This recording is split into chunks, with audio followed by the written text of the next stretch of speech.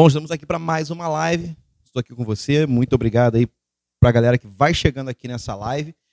E eu já quero começar aqui relembrando o que a gente falou na live passada. Nós fizemos uma live falando sobre o posicionamento da igreja, né, fechando, ou melhor, suspendendo as atividades para viver um momento de isolamento social que as autoridades estavam pedindo. Falamos sobre isso. E hoje nós vamos aprofundar o assunto um pouco mais, falando de alguns temas que é muito relevante. E para isso, está aqui o Eliel, teólogo, que vai continuar falando com a gente. Ok, Misael, boa noite. Prazer estar com você aqui, com os telespectadores, as pessoas que estão nos ouvindo. Prazer enorme, né? Na live passada nós falamos sobre a questão da fé, né? Que a fé também ela opera de forma vitoriosa, mas a fé também nos ensina a perder, né, com resiliência, a fé também. E eu deixei um deverzinho de casa para os ouvintes verem, ler Hebreus capítulo 11. Lá fala que a fé levou homens à vitória e a mesma fé também levou homens a morrerem por essa fé. Isso que nós falamos da outra vez. Não foi isso? Isso. E para me apresentar, eu sou Eliel, sou teólogo, sou psicopedagogo, tá bom? E sou cristão de ordem batista. Bom, estamos juntos aí hoje para falar um pouquinho, Misael, sobre a fé, o coronavírus, essas notícias e o fim do mundo. É por aí que nós vamos caminhar hoje. E já pegando já o gancho, já que foi a última frase, a última palavra que você disse aí, quero já fazer essa pergunta sobre esse assunto, dentro de todo esse momento que estamos vivendo, a relação dele com o fim do mundo, já que é algo que permeia aí a curiosidade de todo mundo. Beleza. O grande problema é que todas as vezes, pessoal, que acontece um evento de crise no mundo, nós relacionamos esse evento de crise ao fim do mundo. E para os cristãos, relacionamos a segunda volta de Jesus, né? Jesus veio a primeira vez e agora ele virá uma segunda vez. Os cristãos creem nisso, tá? E aí o que acontece? Todas as vezes que existe a crise, há uma relação. E nós vamos ver mais um pouquinho à frente hoje, que eu vou falar melhor sobre isso, é que o perigo de todas as crises nós relacionarmos ao fim do mundo. A gente acaba criando uma situação de incredulidade para alguns, porque o fim do mundo não acontece. Mas nós vamos falar isso melhor daqui a pouquinho. Sim. Já emendando, então, vamos já aprofundar e falar sobre a leitura teológica sobre o fim do mundo. Entendi. Bem, o que acontece? O teólogo, ou a pessoa que lê a Bíblia, ela tem que ter, pessoal, um equilíbrio muito grande nos textos bíblicos, tá? Meu pai dizia uma coisa que vale falar aqui. Ele dizia que a diferença entre o remédio e o veneno está na dose. Se você toma um remédio para curar de alguma doença, e o médico manda você tomar 1 por dia, e você acaba tomando 10 por dia, o remédio que é para curar vai virar um veneno e pode até matar ou piorar. Então ele dizia que a diferença entre o remédio e o veneno está na dose. Então, se nós olharmos para a Bíblia, fizermos uma leitura teológica da Bíblia, sem equilibrar os textos, pesar a leitura demais de um texto só, nós acabamos fazendo a leitura errada e aí o que é para ser bom torna-se um veneno, tá? Então, nós temos que equilibrar os textos bíblicos para poder entender, fazer uma leitura melhor sobre isso aí. Existe um fim do mundo, já que existe um fim do mundo dentro dessa leitura teológica, religiosa, existe sim, até científica. Isso. Né? A ciência também comprova que existe um fim do mundo. Positivo. Mas que a gente tem que tomar muito cuidado com o que a gente sai disseminando. Porque às vezes não tem a relação bíblica, apocalíptica que as pessoas estão falando e cria uma sensação de pânico momentâneo e depois de incredulidade. Porque aí a pessoa começa a cair no descrédito, né?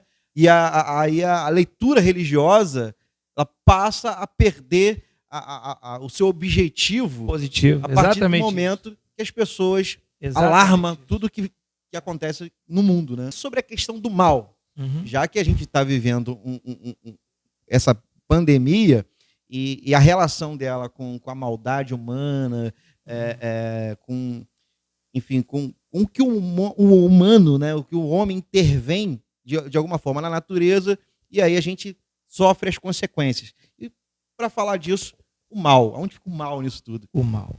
Pessoal, olha só, se vocês quiserem, anotem aí, tá? Isaías 45, versículos 6 e 7. Esse texto, Misael, fala lá: eu, Senhor, crio o bem e crio o mal. Então, a Bíblia diz que Deus cria o mal. Bem, para elucidar esse texto, fazermos uma hermenêutica melhor desse texto, nós precisamos fazer uma leitura da teologia histórica. Os pais da igreja, os teólogos da igreja, no início, diziam que o que é esse mal que Isaías fala que Deus criou? Deus não criou propriamente o mal, ele criou o bem, mas os homens, as pessoas, a humanidade, administrando mal esse bem se tornou mal. Um exemplo claro que eu dou sempre sobre isso, por exemplo, o álcool. O álcool é um bem. Você veja bem que, diante dessa crise, o álcool tem sido um aliado, né, para curar, para limpeza, para asepsia, essas coisas todas. Porém, esse mesmo álcool, quando ele é industrializado como bebida, esse mesmo álcool que cura, ele acaba fazendo mal. Quer dizer, Deus criou o álcool, digamos assim, e por a humanidade não saber utilizar, administrar esse bem se tornou mal.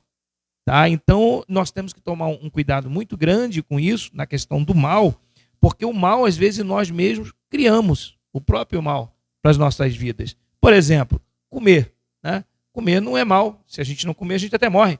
Mas houve uma estatística, um tempo atrás, de alguns profissionais de saúde, dizendo que no mundo mais pessoas morrem por comer demais sal, comer demais açúcar, do que de fome. Olha aí, é o mal, é o bem mal administrado. Então a Bíblia diz que Deus cria o bem e cria o mal. Mas esse mal é o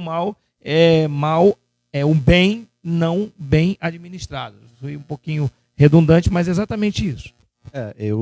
Eu daria como exemplo a faca de cozinha. Uhum, tira a faca de cozinha e o que você faz? Uhum. É um utensílio essencial, mas pode se tornar mal. Positivo. É uma coisa interessante, Misael, também que a gente precisa ver, é que a gente prega muito que Deus é amor. Né? Deus é amor, Deus é amor.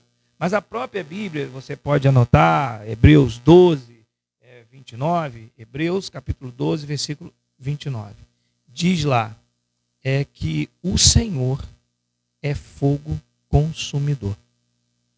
Então, quando a gente prega muito que Deus é amor e abandona os outros textos da justiça, da ira de Deus, por exemplo, teve um rei na Bíblia, no livro de Daniel, capítulo 4, diz que por ele não reconhecer a soberania de Deus, a Bíblia que diz que ele foi sentenciado, castigado pelo próprio Deus, a viver entre os animais. A ciência até chama essa doença de licantropia, que é uma doença onde o ser humano se sente um animal. E diz que o rei Nabucodonosor, por não reconhecer a grandeza de Deus, Deus permitiu esse mal na vida dele. Então nós precisamos fazer uma leitura bem correta dessa questão de que Deus é amor, mas ele também é um fogo consumidor. Né? Por exemplo, Atos capítulo 12 na Bíblia diz que o rei Herodes, está bem claro lá, pessoal, diz que o rei Herodes, por não dar glória a Deus, ele morreu na mesma hora comido de bicho. E a Bíblia vai dizer que Deus é que fez isso. Então Deus é amor, mas Deus também se ira. Deus também tem a sua justiça. Vamos adiante e vamos falar sobre a questão do medo, que você estava falando comigo aqui em off. Beleza, a questão do medo, pessoal, a gente precisa tomar um cuidado muito grande, porque a religião ela trabalha muito com medo. Jesus não fazia isso. Né? A religião fala que se você não fizer isso, se você não andar correto, Deus vai pesar a mão, Deus vai te castigar. E a Bíblia mostra que Deus é um Deus de misericórdia. Ele se ira, ele é um Deus de fogo consumidor, tá? Mas ele é um Deus de misericórdia. Inclusive, a Bíblia fala que as misericórdias do Senhor, Jeremias fala isso, se renova a cada manhã. Mas a religião segue no contrário, ela segue no caminho do medo. Então, esse momento talvez seja uma oportunidade boa para que a religião acabe pregando medo. Olha, você fez isso e agora o coronavírus chegou aí. Você fez aquilo e agora está aí. Né? E nem sempre a relação é essa. Nem sempre. A relação é Deus pesando a mão. Eu expliquei que o mal é o bem mal administrado. Às vezes uma crise é provocada pelo próprio ser humano. Nem o diabo e nem o próprio Deus tem culpa. Né? O ser humano que provocou aquilo ali. Então a religião vai dizer que Deus está pesando a mão. E acaba, Misael, acaba que a gente libera a culpa do ser humano e ele acaba esquecendo de fazer uma reflexão sobre o erro dele. O que eu fiz para a minha vida estar assim? Não, Deus está pesando a mão. Acabou, aí explicou tudo, né? E a explicação talvez não seja essa. É essa questão do medo que a gente estava conversando. Às vezes a explicação está mais na responsabilidade humana do que Deus pesando a mão de alguma forma. Né? Que também é um dos assuntos que foi falado bastante essa semana no Facebook, enfim, os posts que foi colocado por aí. E também na questão de que atitudes individuais ou atitudes de um grupo, Deus estaria julgando todo mundo, né? Todo mundo. Rapaz, você vê uma questão, isso é uma questão séria. Se a gente for fazer uma análise lógica da coisa, Deus já teve mais momentos para se irar com a humanidade do que até nesse momento aí do carnaval que teve, daquele filme também do pessoal da Porta dos Fundos. Deus já teve momento. Um exemplo, anos 70, diz a história que Tito, o general Tito, entrou em Jerusalém e destruiu a vida de um monte de gente. Diz que o imperador Nero, pessoal, ele pegava os crentes e colocava os crentes como tocha no palácio, no quintal dele. Morreram milhões de crentes naquela época. Então, existia uma razão até maior para Deus punir o ser humano. E não tem essa punição imediata de Deus. Tá? Até porque a Bíblia diz que Deus tem um dia determinado para julgar a humanidade. A Bíblia diz isso. A Bíblia não diz que hoje nós estamos no tempo da graça, o tempo da salvação. Tanto que a Bíblia diz que para aceitarmos hoje. Então, se a gente começa a antecipar esse juízo de Deus, nós podemos estar criando uma leitura bíblica, uma visão teológica desequilibrada, errada. E tem muita gente que faz aquelas relações apocalípticas, né? Tipo, lê o Apocalipse, faz relação com o que está se vivendo agora, do que se passou e tal. E na verdade, esquece que, para se fazer uma leitura do Apocalipse, primeiro que não é cronológica, né? Isso aí. E segundo, que o Apocalipse é um livro que é de passado, presente e futuro. Então, muitas coisas já aconteceram, outras coisas estavam relacionadas ao tempo de João, e outras coisas vai vir para o futuro. Mas para relacionar isso, você não relaciona assim de qualquer jeito, né? O coronavírus, tem Apocalipse. Não. Olha só, a leitura sobre o fim do mundo, ela deve ser feita de uma forma panorâmica na Bíblia, tá? E julgada. Eu disse no início aqui que existem profecias. Por exemplo, ano passado alguém profetizou que no Congresso brasileiro aconteceria uma morte de um político expoente, tá? E não aconteceu. A Bíblia diz que nós devemos julgar as profecias. Não é a pessoa que está falando. A Bíblia não dá direito, que Mateus capítulo 7 diz: não julgueis para que não sejais julgados. A gente confunde isso. Mateus 7 está dizendo: não julgueis para que não sejais julgados. Julgar pessoas. Agora, profecia, podemos julgar sim. Por que não podemos julgar pessoas? Porque Deus pode usar qualquer um. A Bíblia diz que Deus usou um jumento para falar com Balaão. Tudo bem que não tem um monte de jumento sendo usado na Bíblia, porque a regra de Deus não é usar qualquer um. A regra de Deus não é. Mas na exceção, ele usa qualquer um. Tá? Então, a gente não julga a pessoa que está falando. A gente julga a profecia. Tá? Então, essa questão do teólogo olhar e relacionar alguns eventos ao fim do mundo, ele precisa tomar um cuidado muito grande, porque eu vou falar mais um pouco à frente sobre a questão do fim do mundo. A Bíblia fala que são eventos concomitantes. Se você lê o livro de Mateus, o livro de Marcos, que relaciona as questões do fim do mundo, são vários eventos acontecendo ao mesmo tempo. Terremoto, fome, filho matando pai, pai matando filho, peste. Então são vários, guerra, rumores de guerra. Então, quando esse fim de mundo aproximar, nós vamos ver que esses eventos críticos, eles vão acontecer concomitantes. Porque se fôssemos olhar uma crise dessa complicada com relação à volta de Jesus, também na história, por exemplo, a peste bubônica matou centenas de pessoas. Tá? A cólera, né? A febre amarela matou um monte de gente e não foi o fim do mundo. Por quê? Não foram vários eventos concomitantes, vários eventos juntos.